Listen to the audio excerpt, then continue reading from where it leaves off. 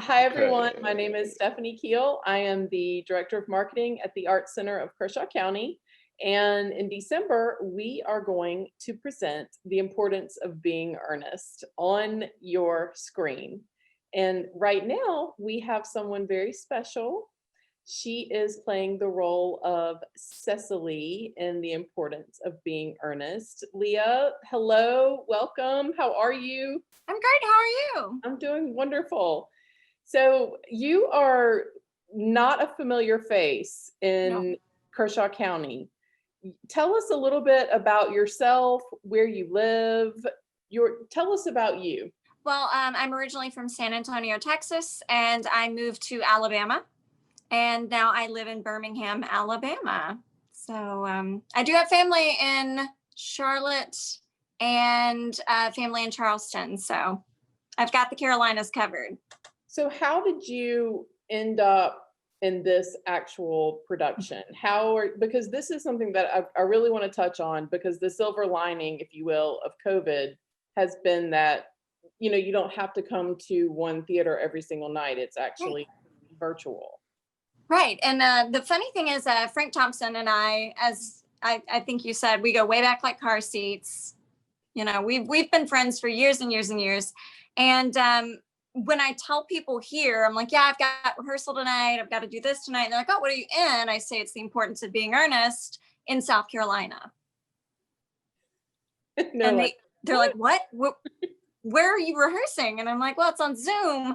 I haven't gotten a chance to do a play with Andy, who is in the show as well. He lives in Birmingham, but we haven't done a play since Hello, Dolly a couple of years ago. Frank and I have not gotten a chance to do a play in 8 years. Wow. So it's just, I know that COVID is horrible. And believe me, I just got the news that about 4 more of my friends have COVID and 1 has died. So it's not a good thing at all. But the silver lining of COVID is that we're together and we can be together no matter what. And it's not limited. Like the arts were so limiting because of where we were location wise. And now that we've all had to rethink what that means, it's limitless. And I think we all just are enjoying having our time together. Well, I'm very sorry to hear about your friend. I'm so sorry about that. It has definitely been a difficult year. I think that is an understatement. I also want to find out just a little bit more about your background. As an actor, tell us a little bit about your career. Well, I'm primarily musical theater. I studied musical theater, and I was not going to do theater after college. I was going to teach. And I saw an audition for Jekyll and Hyde, and this dude named Frank Thompson was directing it. And I was like, I'll go. I got like third nobody from the left. And I was like, that's great. I feel really good about this. And it just so happened that just like this, an actor dropped out. And I wound up being one of the leads in the show. And from then on, I just got to do shows with Center Stage, which was Frank's company, Andy's company now. And it was wonderful. But then about 3 years ago, I transitioned into film because if nobody knows, Atlanta, Birmingham, New Orleans, and Nashville, which Birmingham sits right in the center of those, and they have a really strong film industry. That's awesome. It's definitely, things have shifted so much with production because of taxes and all the things. Everything is shifting to the Southeast. So that's another really exciting thing, I think, too, for all of you, that there are more opportunities that hopefully after COVID, that train will keep rolling. But as we are here in Earnest talking about this show, tell us a little bit about the character that you're playing.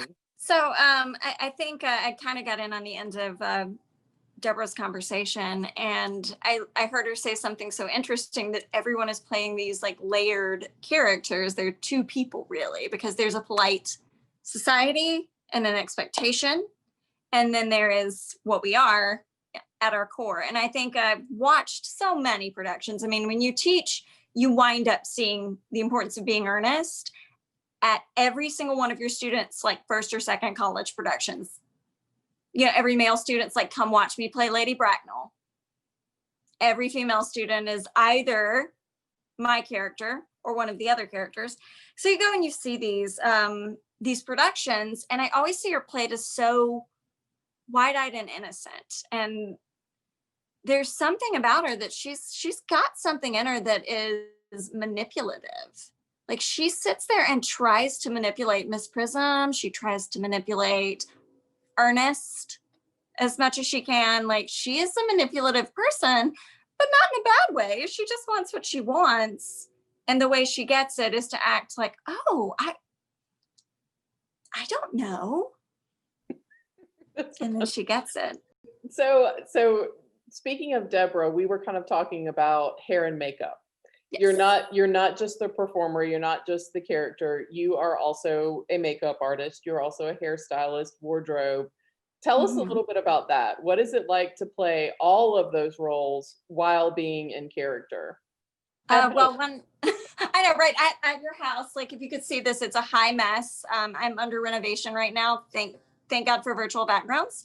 But I feel like I'm sort of used to it in a weird kind of way, because I did community theater, and even the professional theater that I did, there was still a little bit of put upon to get your own things, make your own things. And I'm a part-time Disney princess, and I make all my own costumes here.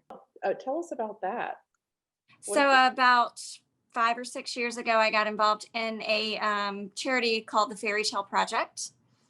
And I think that's actually been the worst part of COVID, is we've had to slow that down. But we go to hospitals, the Ronald McDonald House. We go to all different kinds of charities, foster homes in Alabama. I personally will do a free party if you have a military parent and that military parent is deployed. So if somebody calls me and says, hey, my little girl really wants Elsa for her party, her dad is serving overseas right now and can't be here for her birthday, then I go for free. The only time we charge is in order to make money for more costumes, more humans, like more bodies to fill them, in order to do that outreach. And it's just about making kids' days a little bit brighter.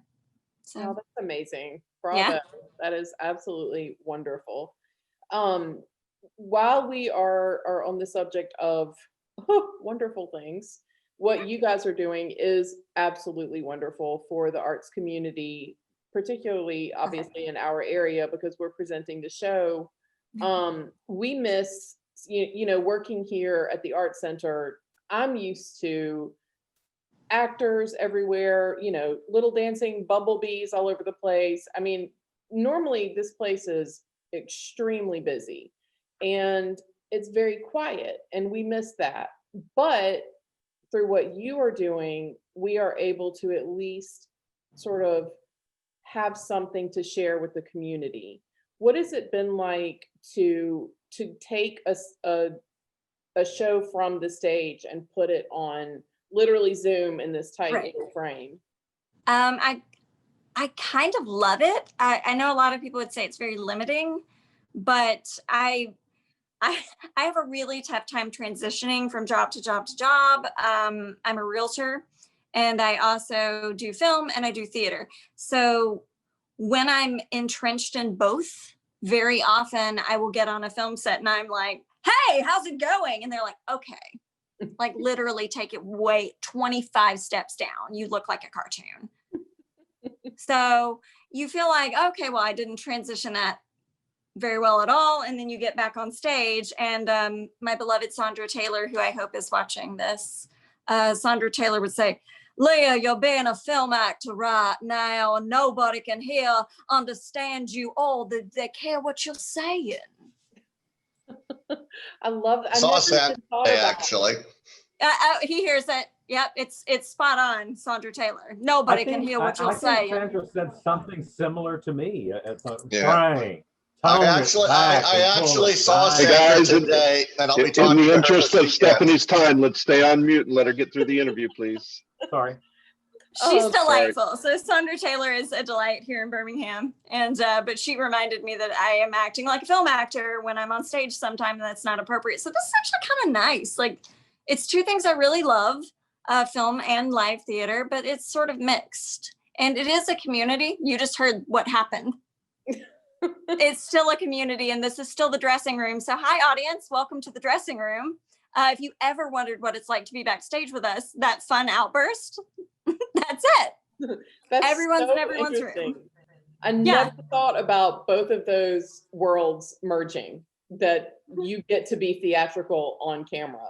Yeah. Never thought about that until just now. That's so crazy. Such a great point. And just for people that maybe have not seen the importance of being earnest, maybe they're not familiar with Oscar Wilde at all, how would you sort of sell this production to people? Like, what is it about Earnest that makes it so special? I really think it's the language. You've got to say it's just known for its language, but at the same time, it's so accessible, and the characters are actually kind of crazy. Like, I have a diary. I've fallen in love with this man. I've never met him. And my biggest hurdle to get over is I don't really like your real name. Like, who are these people? They're wild. They're crazy. So it's like, it's so far ahead of its time, because you look at things like, I think Frank said, Three's Company. Am I right? Three's Company. You look at things that are newer Friends, which is newer. Sorry, you under 30s, get back into it, guys. And you look at the Big Bang Theory and all how wild these characters are. All of this started here. Right. In this British pantomime, this old school, door slamming. Sorry, I have a bad light, by the way. So that's something that the audience should know as well. It keeps going off on me. But yeah, door slamming, people not knowing who each other are. There's a lot of weird stuff that goes on. It's like a sitcom, a Victorian sitcom, if you will. Definitely clever, I think, is the word that keeps sort of popping up. Well, listen, we are absolutely thrilled to see the final product. And I think it's so cool that you are in this production, even though you're so far away geographically. Here we are together. So yes. Thank you so much. And we cannot wait to see. Yes. And I think Richard will have you do a little tagline. Yes, if you could say the name of the show, the character you're playing, and deliver your favorite line from the show that you think should be the tagline for the show. Oh my gosh. I never know what the tagline for the show is. I'm so bad at that. You're on the spot. I don't remember what the last one I said was. Now I feel like I have to get my book out. Yeah, well, we'll give you a Basically second to figure anything it out.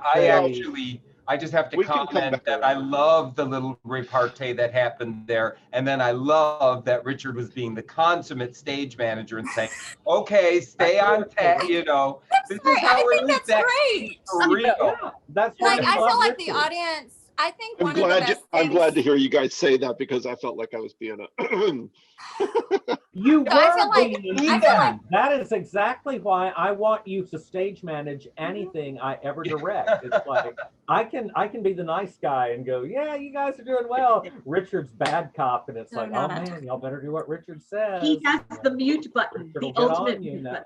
Richard, Leah, Oh, how don't it you wish you works. had that in On the live level. theater? Richard is on the level of Laura Kay. Okay, because I love Laura Kay. You would love Laura Kay, Stephanie. She's our wig mistress and a great stage manager. She would be really mad right now because I'm not wearing my wig, but Oh, It is good. good. That's really On good. multiple I'm shows. totally impressed with all of your costumes. I just am so fascinated by this whole situation. Can't I wait. think it's nice. I think this is fun. I think you should show the people their backstage experience. Absolutely. I'm bringing up the Brady Bunch squares here so that everybody can see everybody. Oh boy. Cool. Okay, you should all be on screen except for me. I'm not on screen. I don't see. All right, gallery view. Are we supposed to look at the other people? Ah, I don't even know Well, where I am. I'm on my phone. yeah, you would want to be on gallery view, but it's more about what I can see for recording purposes. So don't be thrown too far off by the fact that you can't see everybody. Leah, if we're going with Stephanie as Marsha Brady and you as Greg Brady, I am Carol Brady with Jennifer as Dad, Racy as Alice, Frank is in the Jan slot, and Richard is Cindy. James is Peter Brady, and Richard is Bobby Brady. Marsha, Okay. Marsha. And Why do I also have to be featuring Jan? Racy Talbot as Alice. I mean, it's a sitcom. We said it was Deborah, a sitcom. Andy, y'all are off to the side, so I guess you're Sam the Butcher and one of Mrs. Brady's friends. You know, Frank, it's occurred to me, this is where we all started. Leah as the lead and me as the butler. I was not the Dear lead God, at you're first. right. I was the red That's rat what it ended girl. up. Leah and I made our Birmingham stage debuts to get in musical theater together in the same play. Yep. And I was definitely a red rat girl for several weeks, or maybe a week. When did she About a drop week. out? Nobody knows. It's about a week. Yeah. And this is what it all boils down to, Stephanie, is that this is a family. You know, even though these people are in Birmingham, I feel like they're part of my theater family now. Frank, how far do we go back? We will go all the way back to A decade. Christmas. Yeah. Oh my God, you've 2010. been there for a decade? Yeah, he's been there for a decade. I've lived in Columbia for 10 years. So all Oh my these relationships I've developed, one of the nice things about Zoom, and Stephanie, you referred earlier to the silver linings of COVID. It's like, when the hell did I ever think I would get to have Andy Duxbury and Leah Luker in a show with a bunch of my Columbia friends? I mean, it's really exciting. And what a blessing to have them. I mean, we're so excited, and it's so much fun, and I love their Facebook posts too. Oh, I'm like fighting off the urge to do this. I don't know how much your audience will love my Facebook post because I'm kind of wretched, but Oh, girl, anyone you and in I, Kershaw County we who's are on left the of, same We plane. have our opinions. Okay. We have our anyone in opinions. Kershaw County who's right of Chairman Mao blocked me about 5 years ago. Well, ladies and gentlemen, I will leave you to your rehearsal. Thank you, Stephanie. Thank you, so Stephanie. much We for love your you. effort. I really, really appreciate it. This is so awesome. I feel sort of like I'm part of the family, even though I'm not really, but I feel like Well, it. Stephanie, you made your way into Mamma Mia and a cameo. Maybe if you asked really nicely. I saw Mamma Mia. That's right. And Stephanie, the other night when you said you had never met Andy, you actually did. I introduced you to in the lobby after Mamma Mia, but he didn't have the mustache or the wig. So. Were you wearing a wig and mustache? No. No, he was not. So you would not remember. Go back and that. look at the Only pictures. on request. Pardon? I said that's only on request. Only on request, yeah. Yes. So funny. All right, guys. Well, listen, have a great night, and I will see you next Wednesday. Thank you so much. Bye. Good night, Bye-bye. Stephanie. Thank you. I am Leah Luker, The Importance of Being Earnest, and I'm playing Cecily. I shouldn't think I'd like to catch a sensible man. I wouldn't know what to talk to him about.